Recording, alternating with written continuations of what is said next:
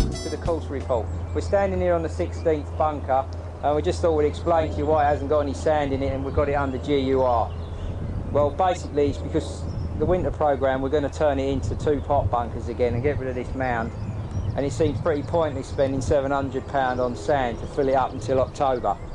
So if you can just bear with us and just play it till GUR until October, we'd appreciate it. Craig, I keep driving around the course and every day I keep seeing more and more of these wonderful trees. Tell us about them. Well, these are the new 150 bushes. Everyone's kindly donated and we've now finished the complete course. Well, all the par 4s excluding the par 3s of course. We've got the yellow ones are on the back 9 and the green ones are on the front 9. Brilliant. Everyone's noticed the difference. But while they're just in, we've got this GUR around them, so we just want to give them a bit of breathing space so we don't smash them to bits just yet. And ask golfers to respect them, really. Yeah, really, and they're 150 to the centre and we've lasered them in, so they are absolutely spot on. I don't know if we've got anybody in the club that's actually good enough to know if we're a yard or so out, but they're 150s. Jeff, I've seen there's a load of these green lines been appearing all around the greens and the approaches on the whole course. Can you just tell us what they're for? Yeah, fine. They're no symbols to golfers at all, hence why they're green. They're basically where I've gone round every hole on the course, reshaping greens, reshaping approaches, just to put some new definitions in around the course, really. Some of the greens we've brought in a little bit, some of the greens we've taken out a little bit. Approaches are the same, so don't take any notice of them. They're totally just for my staff. Bit of a guideline. Yeah, just so they know where to cut, really.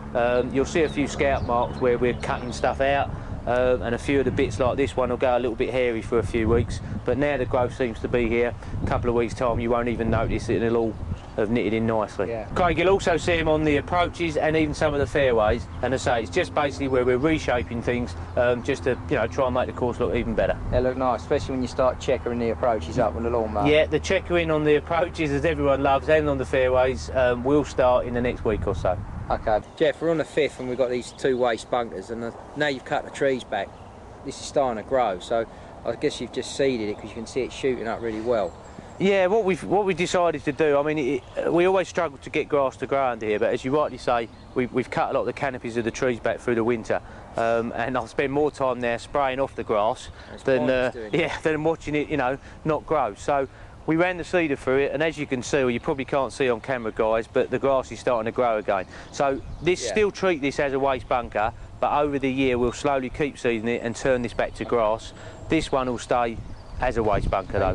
While we're here, let's go down to the 4th and I'll talk about the fountain. Loads of people keep saying to me, why is the fountain not working? It's all to do with water in the electrics, old boy. Basically.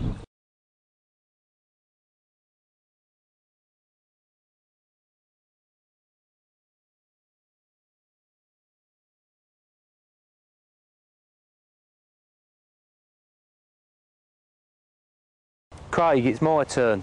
Tell us why we've had to renew all our yellow, red and white posts, can you? Easy.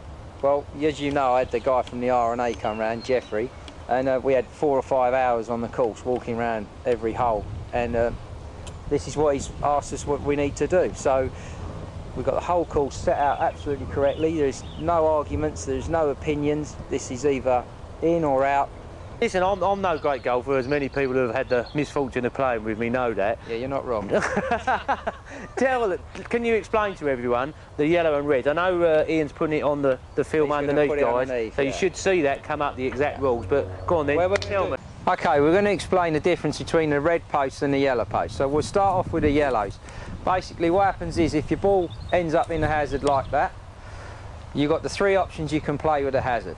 The first one is you can just basically play a game from exactly where you hit your last shot. The second option is you can play it within the hazard as long as you don't ground your club.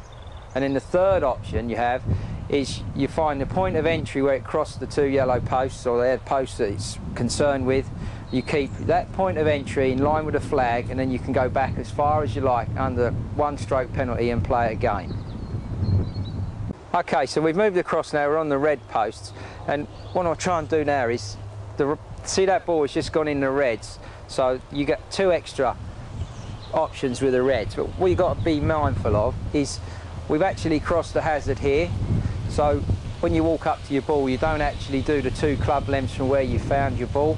You have to go back to where it crossed And then you've got the same 3 rules as you have with the yellows, which is play from your original position, play as it lies without grounding your club, or point of entry in line with the flag back as far as you like. The 4th option is where you cross the red hazard, you have to do 2 club lengths and then drop within them 2 club lengths under a 1-stroke penalty. And the 5th option is the equidistant rule, which is you can then do the same, applies on the other side of the reds, whichever you prefer to do. And that's the 5 options you have to play.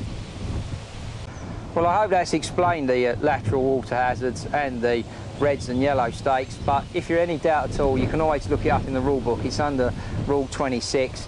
Hope you don't get in them. Thanks. Okay, so for this month we're going to extend Where's Lowell's golf ball, because I think last time was pretty difficult, and to be honest no one has actually got anywhere remotely close to it. So we're just going to extend it, and not only that, the £20 voucher has now gone up to £40 voucher. Well, Lowell, you've been at it again. So where are we this month, guys? Email your answers into Craig. Good luck. I was going to say, but hurry up because the Blossom might not be here, but I won't. Thought I'd give you all a clue. Think Open Qualifier and what we had to extend for it. Good luck. Well, I thought it was about time, guys, that you met some of my staff. I know a lot of you do talk to the Green staff, but I thought we'd start introducing them each month, who they are, how long they've been with us and what they do. So, this is Richard. Hello. Richard's our Deputy Course Manager. As you can see, he's a bit camera shy. Been here how long, Richard? Coming up 7 years now. 7 years, and as you can see, he started losing his hair. But that's just the pressure of work. He's sitting on one of our new machines. This machine's used to cut the 5 bands round the surround and round the green side. How are you finding your new machine, Richard? This machine is brilliant. It's very versatile. We can use it to cut rough as well, and tee surrounds. It's a very versatile machine. And generally gives a better cut, yes? Better cut, and also it will sit the ball up. You'll be at the ball will sit up a lot better. On the grass. On the grass. Brilliant. Right, why don't you show everyone what it does?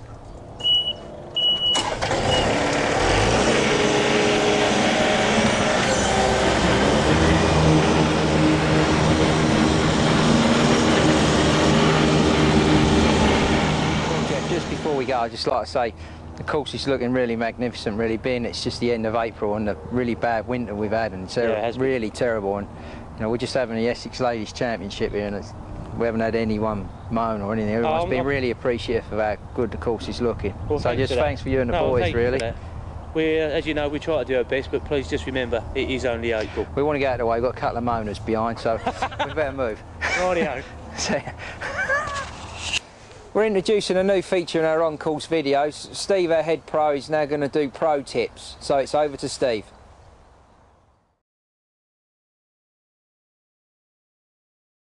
Hi, I'm Steve Tyson, the head professional of Abridge Golf and Country Club.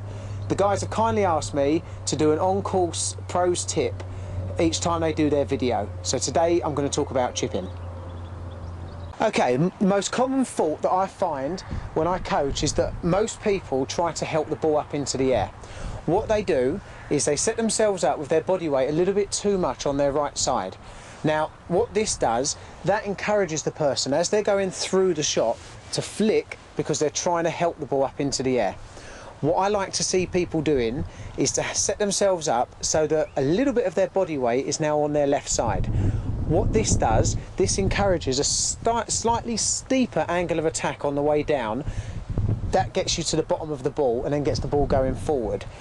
So rather than doing this, I'd like to see a little bit more of this, okay? So my body weight is a little bit more on my left side.